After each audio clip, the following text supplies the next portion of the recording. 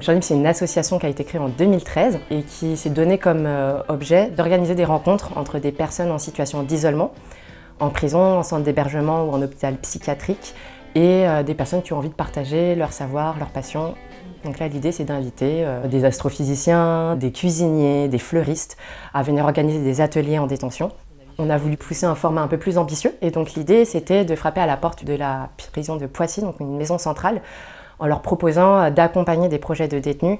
Le projet a commencé en septembre 2018. D'un côté, un semi-marathon et puis à côté de ça, une collecte alimentaire au profit d'une association choisie par le collectif de détenus. Donc là, c'était le Secours populaire de Poissy. Et puis, on a mis aussi en place des événements au profit de l'association AIDA, qui intervient auprès d'enfants hospitalisés atteints d'un cancer.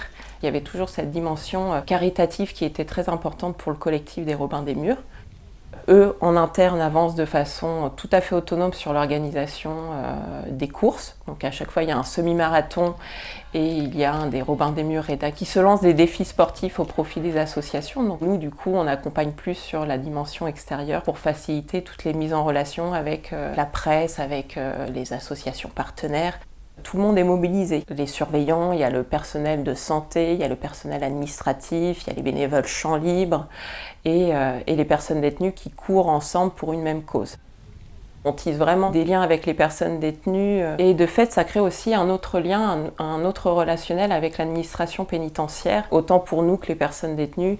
Le collectif a tout de suite eu envie de poursuivre l'aventure et de voir plus grand, avec cette volonté pour eux de pouvoir se constituer en véritable association à terme.